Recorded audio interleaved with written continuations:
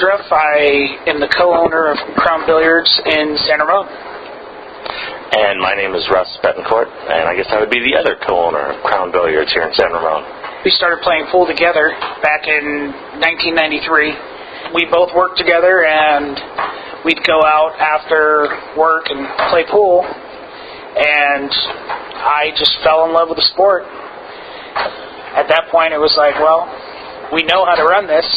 Let's go ahead and do it. I mean, we've both got business backgrounds. I've run a small company since I was 21, so we went and did it.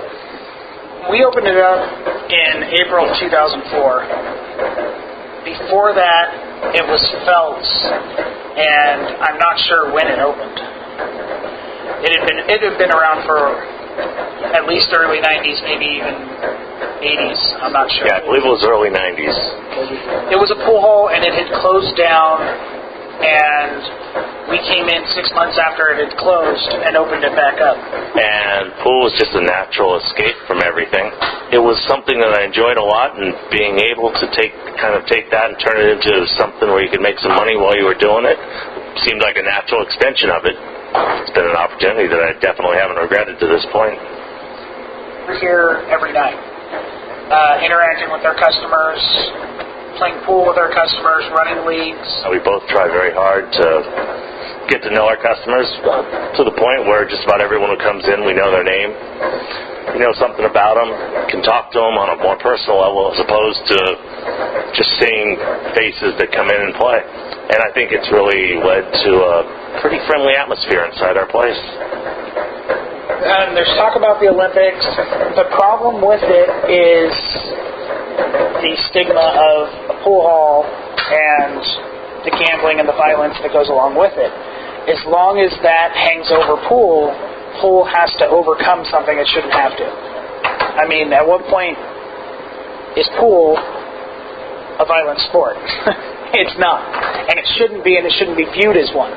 Nor should the place that it's played be viewed as one. I think that's part of what we're doing is changing.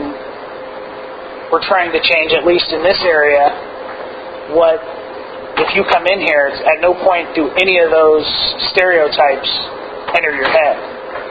But as long as pool has to continue to overcome that, it's, for lack of a better term, behind the eight ball. I mean, it's going to be in trouble until someone upstanding that isn't going to rob the players blind, which is what has happened in the past, take a great pool player against a great golfer or a great bowler, and I guarantee the pool players made less money than everybody. And I think it's because of that stigma and people taking advantage of pool players and everything else.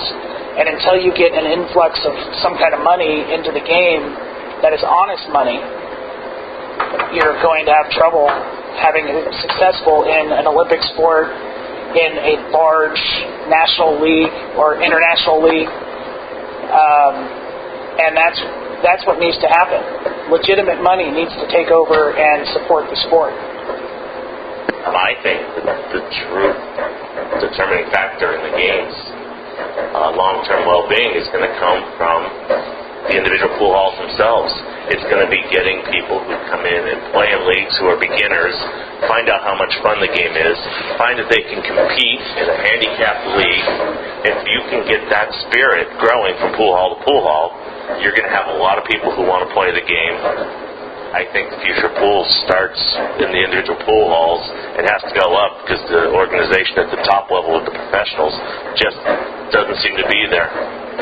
I get to play pool all day and get paid for it. I got a full bar. I've got 13 pool tables, 8 of them gold crowns, and I get to play on quality equipment. You know, it's really as simple as saying, being able to, call your job your hobby. And you can't think of a better way of spending your day than doing something that you truly enjoy. For the most part, we try to cater to the public more so than the person who's looking for action. I think it creates a better environment. And the one thing you can say about Crown Billiards is that pool hall doesn't really justify an apt description of the place, because when you walk in, it's bright. You have crown molding around the room. You've got tables that are in great condition, and just as you walk through the room, people are laughing, smiling, happy. It's quite a surprise for a lot of people who come in with the stereotypical image of we're going to a pool hall, and they come in and all of a sudden it's like, hey, this isn't a pool hall. And that's probably the best compliment you can give either one of us.